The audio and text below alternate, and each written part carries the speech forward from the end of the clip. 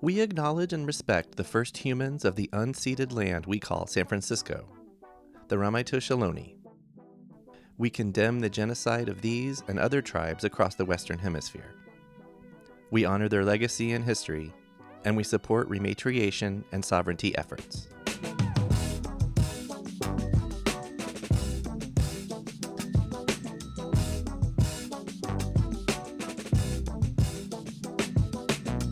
Hello, and welcome to Storied San Francisco, a podcast all about the people and places that make this city unique.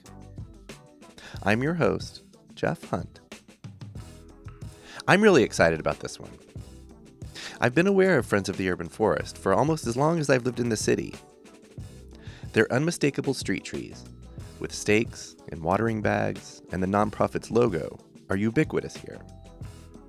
But, despite their 40-year-plus effort, San Francisco still has a long way to go to get the kind of canopy cover we need. Joining me in this episode are FUF's Executive Director, Brian Wiedenmeier, and Tree Planting Program Manager, Zeima Kassahun. First up, we'll hear from Zeima.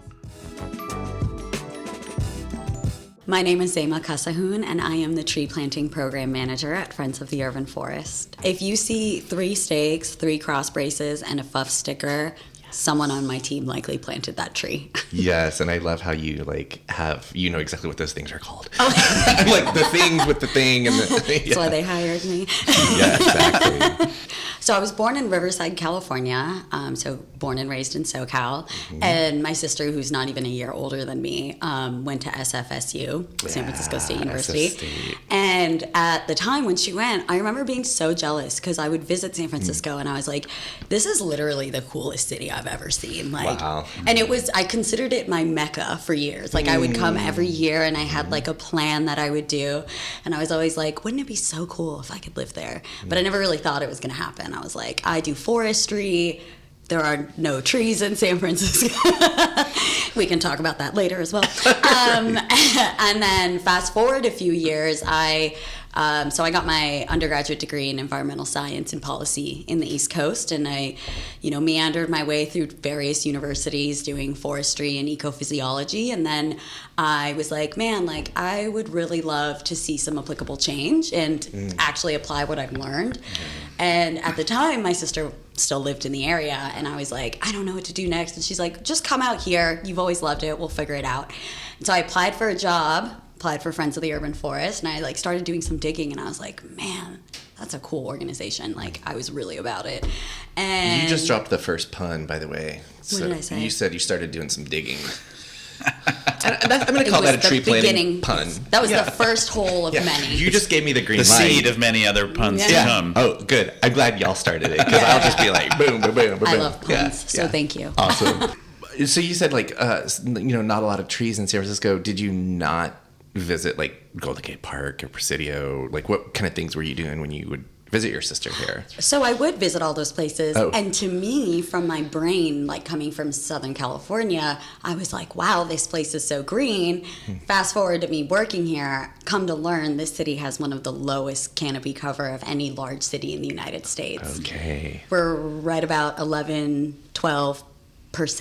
Okay. And we're looking at 19-20% in other urban cities. So interesting. We're lacking a little bit, which is what makes what we do so important. Okay, I love it. I'm already learning, and I want to learn a lot more because I think a lot of my listeners won't know those kinds of things. Surprises everybody. Yeah, and when I think of canopy, I think of certain spots in the city, like streets Folsom over in the Mission, where I don't even know what kind of trees those are, but I love Folsom Street. Are you talking about the palm trees? No. The Chinese elm. Chinese elm. That makes sense. Yeah. So if you're coming down off of Bernal Hill, you can even see it from up top there. You're just there's a weird row of all green. And then everything else is concrete and buildings. But sounds great. Yeah, if only we could make the whole city like Folsom Street, just a little. We're working on it. Yeah. So your sister being here probably was a factor. But can you speak to what drew you here? You called it a mecca. what is it about San Francisco, or was it that you're like, I'm going to go there? A couple of things. Sure. I was in South Carolina where the predominant culture was one that did not align with my own. Yeah. And I found that anytime I visited San Francisco, it was the complete opposite. Okay. Like, it was like, my parents used to always joke, like, you can find like 30 of me in San Francisco. And I was like, oh, they're right. No, they're pretty spot on. Totally. I think that draws a lot of people here. Yeah. And then after you came here, did you feel like, oh yeah, I found my people, I found my place? You know, I definitely feel that way working at the organization. Yeah.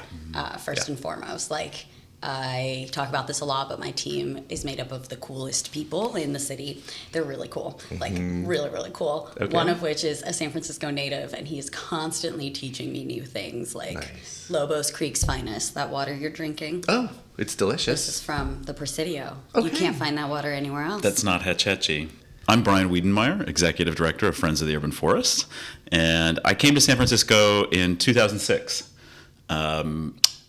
Without a job or a place to live or any real idea of what I was going to do here. More feasible in 2006 than it is. Slightly, Little more, yeah. little more. I think like a lot of queer people, I looked to San Francisco as a place where I felt like I belonged and could be accepted and live my life fully without worry. And, you know, 2006, we've made a lot of progress in the last 17 years. I was from the Midwest originally, grew up in Wisconsin. Okay. Lived in Minneapolis right before I came here, though. Okay. And so, yeah, I think I had visited once before, only once. Oh. And had felt an affinity for the people, was enchanted by the landscape. Yeah. And I'll say part of what drew me to San Francisco, not specifically just the trees, but the things that grow here year-round.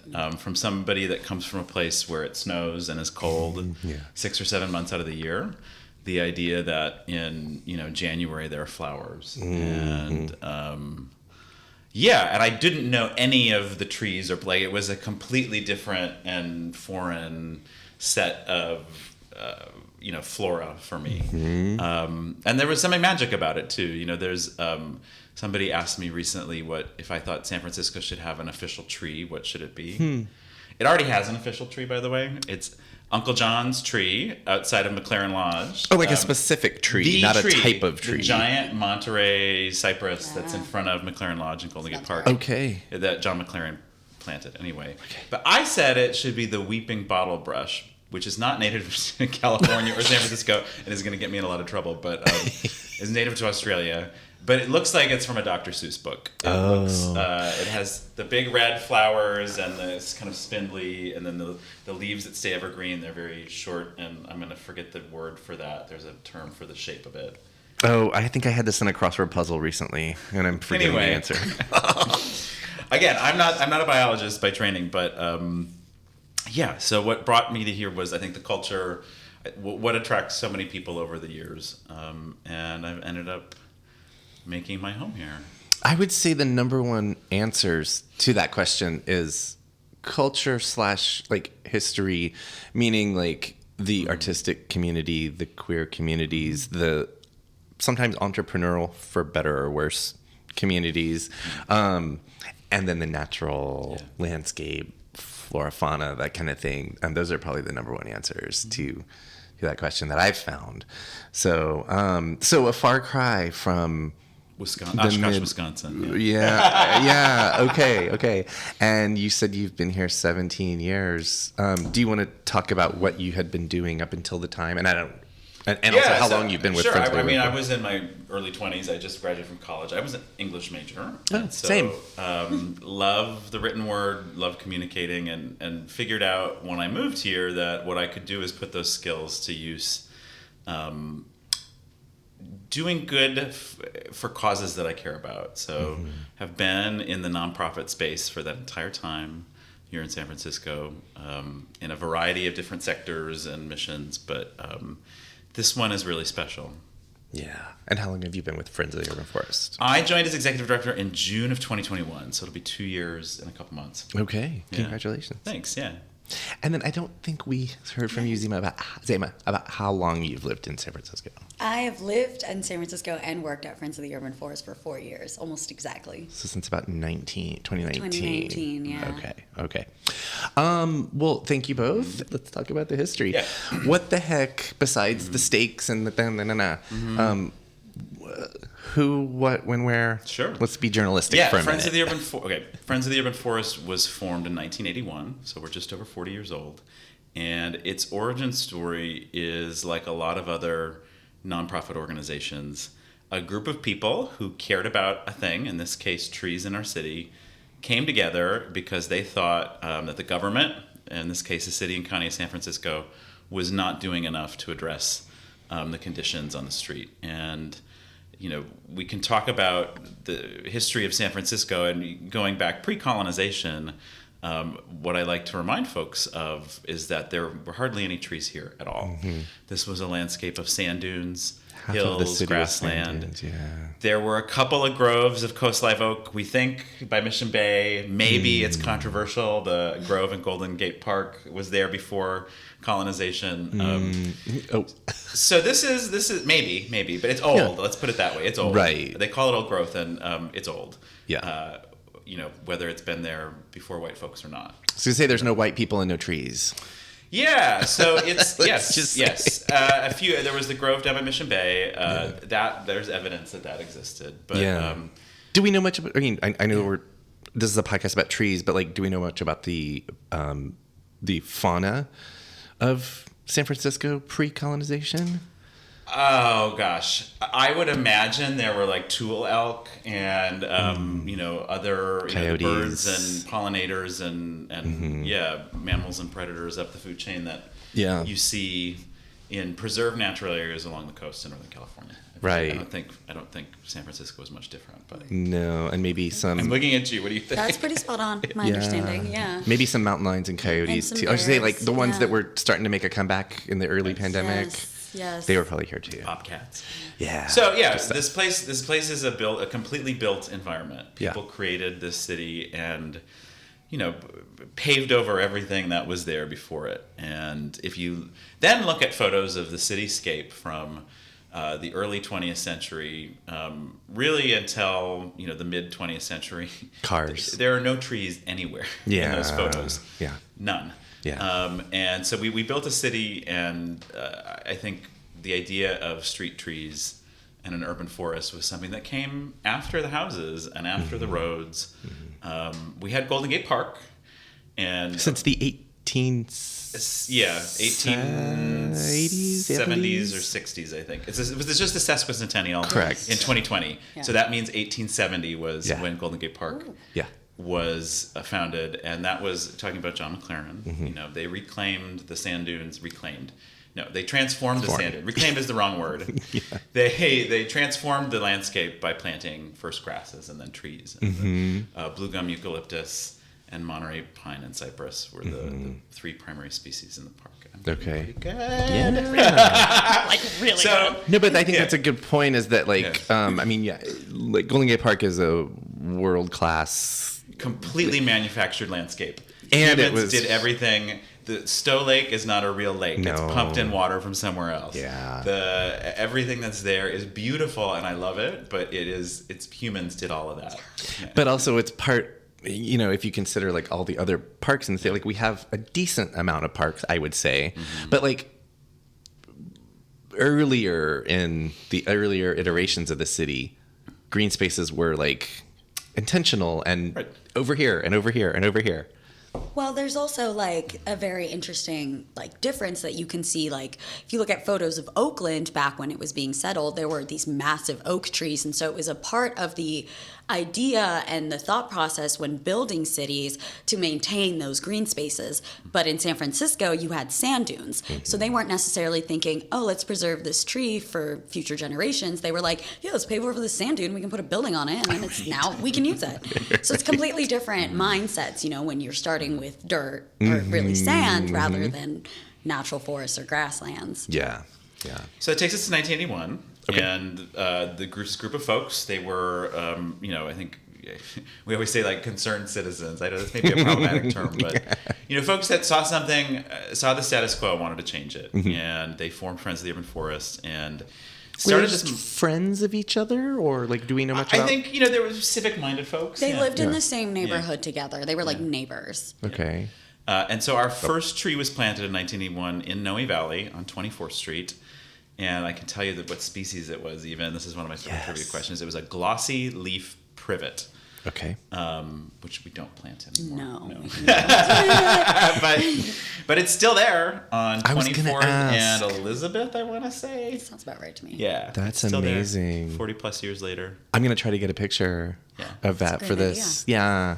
Super cool. I was going to ask. So, that was, and since then, really, our model has not changed super significantly. It has changed in one or two important ways, but it's this idea of people coming together, doing more than any of us could do if we were just working on our own. And it's this kind of collective impact model that has, I think, fueled the most important work that I've been a part of in this community.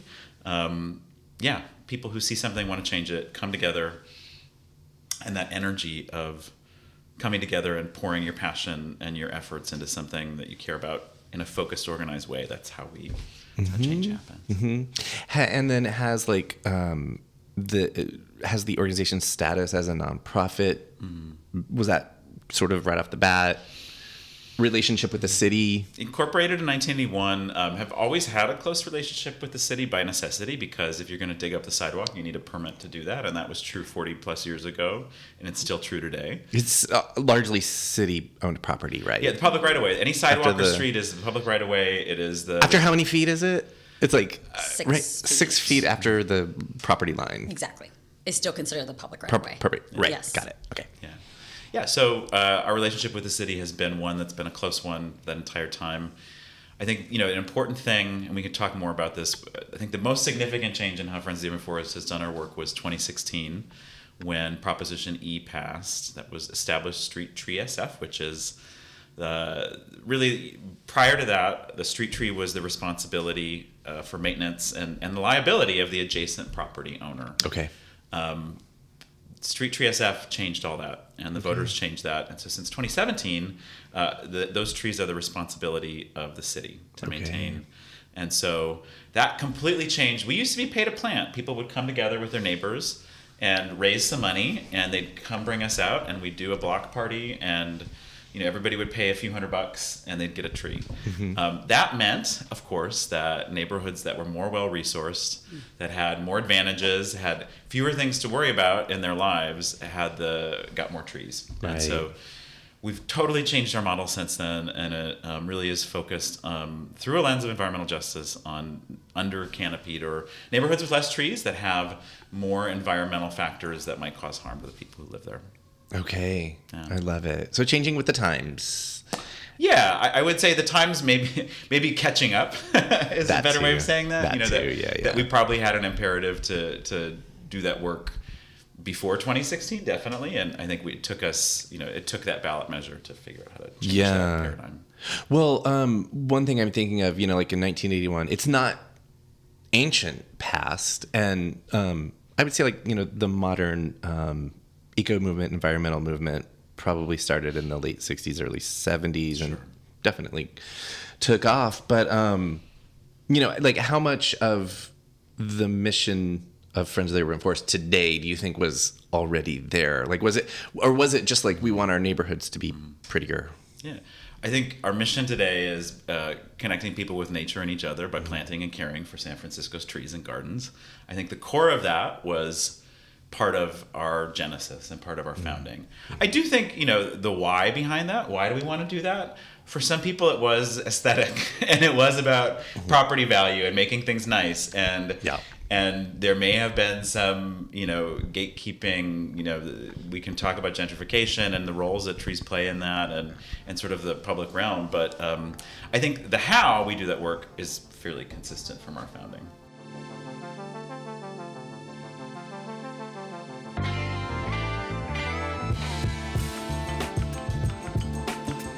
That was Brian Wiedenmeier and Zeima Kassahun from Friends of the Urban Forest. Please join us for part 2 with Brian and Zeima next Tuesday. Music for Storied San Francisco was produced, performed, and curated by Otis McDonald. Michelle Kilfeather does original photography for us. Aaron Lim of Bitch Talk Podcast is our contributing producer. And the show is produced and hosted by me, Jeff Hunt. Now in our 5th season, we have more than 200 episodes available on our website, storiedsf.com, or wherever you listen to podcasts. If you're able to, please rate and review the show. And drop us a line at storiedsf@gmail.com. Thanks for listening. Stay strong, weird, and healthy. And we'll see you next time on Storied San Francisco.